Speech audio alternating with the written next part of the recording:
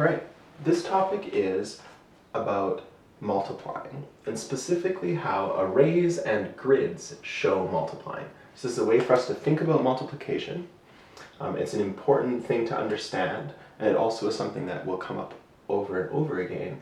It's useful for area of things, like in geometry. You'll use it in algebra. You can use it for understanding ratios. It's a very important idea.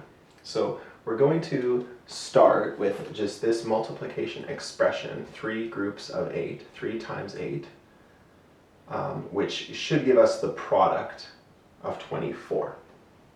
Okay. Now we're going to show some ways that we can represent that idea. One way to represent that idea is to show 3 groups of 8.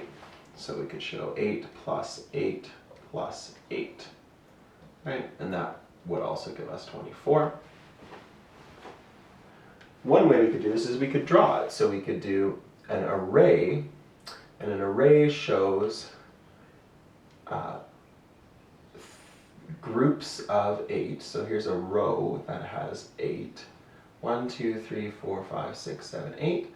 And then here's another row of 8.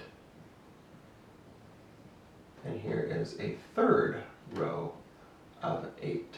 And so we have 3 rows, and each row has 8 in it. So if you were to just count that, you'd also get 24. Another way we can show this is with a grid.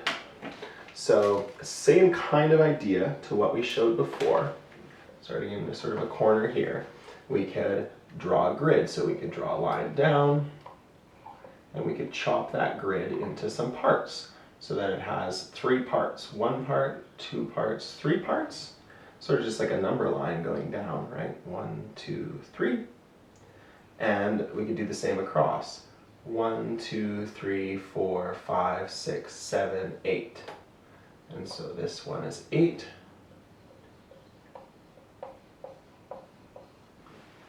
And this is 3 by 8. And again, you could use this to solve a multiplication question simply by helping to organize your counting, or simply to understand why this works. And so we could just count up. You might notice that if we count up, the end of the row are like skip counting numbers of this, right? 8, 16 is double 8 because we have 2 rows by the time we get to 16. 17, 18, 19, 20, 21, 22, 23, and 24. So this is really counting up by 8s. We get the exact same product as we did before. We can simplify this kind of drawing by simply drawing a box and labeling the sides, like 3 by 8. 3 by 8. And this would have an area, if we had a backyard that was 3 meters by 8 meters, it would have an area of 24 square meters inside, just like these little squares. And so this and this are really the same thing. This is a little simpler. And of course, they're really both also the same as this too. Okay, so that's a basic idea, and what you're going to do is practice taking multiplication facts and simply drawing visuals to go with them. One thing you could do is you could take a multiplication table like this one, and you could sort of trace out those facts. So take, for example, 3 times 8. If I go down to 3 and over to 8, then I shade in an area that's the same as one of these, right? It's 3 high and 8 wide, so it'll have 24 squares inside. You could consider 4 times 4. So you're going to go out to 4 and down to 4, and this will capture some squares that show 4 times 4.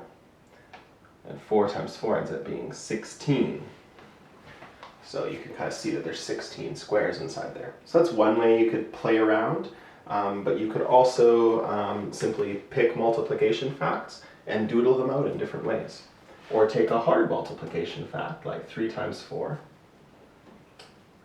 sorry, not a hard multiplication fact, but a harder math expression like this, 3 times 4 plus 8 times 6. And you could kind of represent this idea with a rectangle that's 3 by 4, and another rectangle that's maybe 8, so it's maybe twice as wide as this one, by 6. So 8 wide and 6 high. You know, and you could find the products of those as well. So you can do a lot of doodling with multiplication facts, and that's going to be your next bit of practice. Good luck with that, and I'll see you in the next video.